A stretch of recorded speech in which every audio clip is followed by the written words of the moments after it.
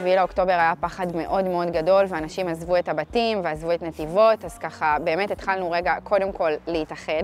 הקהילות התחילו להתנדב עבור משפחות המילואימניקים באופן גורף בעיר. היו לנו חברי קהילות שבאמת היו הולכים לשבת עם מי שמפחד בתוך הבית. קניות, היינו גם יוצאים ומביאים קניות וגם כאילו עוזרים להם רגע בשינוע. בייביסיטר, אוכל מוכן שהחברי קהילות היו מכינים ופשוט מביאים. כמובן שזה גם עזרה כלכלית וגם רגע עזרה פיזית. רצינו לתת לאותם לוחמים ולוחמות את ההרגשה שיש מי שנשאר עם המשפחות שלהם, שיש גב שאנחנו מאחוריהם. כיום שאנחנו יותר יכולים להתכנס ויותר יכולים לצאת, אז אנחנו עושים הרבה יותר אירועים, עושים ארוחה או איזשהו ערב בירה ונשירה ומזמינים ומייעדים את זה למילואימניקים וכוחות הביטחון בעיר.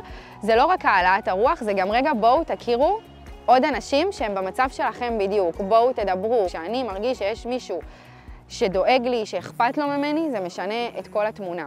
ג'ובני כמוני, ביחד עם עוד חבר מהגרעין התורני, מבינים שצריך לעשות משהו ולדאוג למשפחות שאבא הרגע הלך. בשבועיים הראשונים פתחנו משחקייה, לתת מקום גם לאמא להיפגש שנייה עם אמא אחרת, וגם דרך אגב מקום סתם לשים את הילדים כאילו שאני יכולה ללכת לקניות.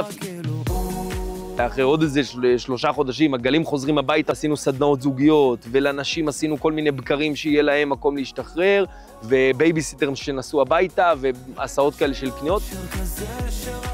הכנו חנוכיה ענקית עם פגזים של טנק, היו סדנאות של 15-20 כאילו נשים שישבו, הכירו אחת את השנייה, יצרו עריכי אלומיניום כאלה, חנוכיה שעשינו כולנו ביחד, הולכת להיות מוצבת במקום מרכזי בעיר.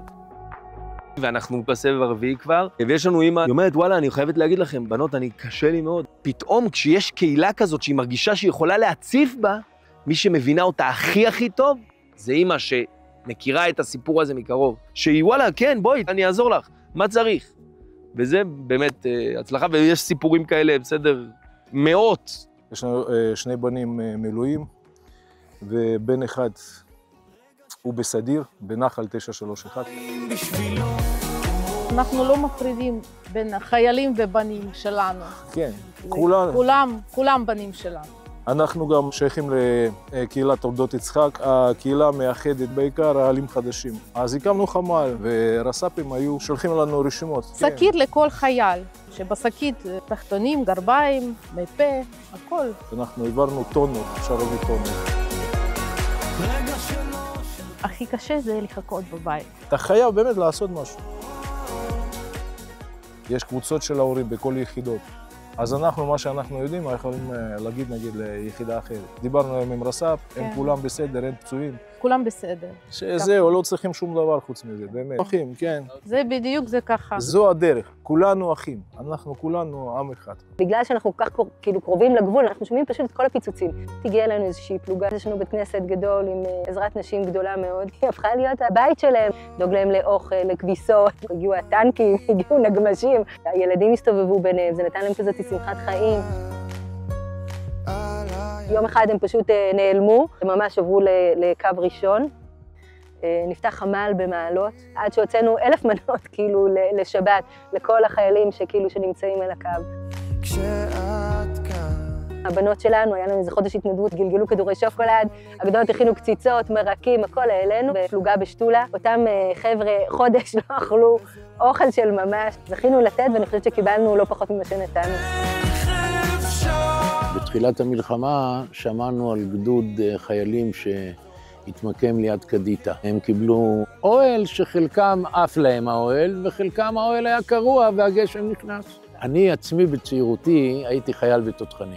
אז היכולת לקום באמצע הלילה, שזה בדרך כלל מה שקורה לתותחנים, מפעילים אותם פתאום, מטרץ עולה להר, וצריכים לרוץ, ואם הכל גשם ורוח וקר, ולא ישנת, אני מתעסק בחיים הפרטיים שלי בתחום הבנייה, והעליתי את הרעיון הזה של לבנות מבנים בבנייה קלה. הצלחנו ברוך השם לגייס קצת תרומות, גייסנו בעלי מקצוע, ובנינו להם מבנים מפאנל 11. כל מבנה מכיל 8 חיילים. עכשיו, מעבר לתועלת הצבאית והתפקודית, זה מחמם את הלב לחייל שיודע שמישהו חושב עליו. מישהו אמר לי, אתה מלאך שבא אלינו. את רואה את החיוך שלי? זה בערך מה שקרה להם ממצב כזה למצב כזה.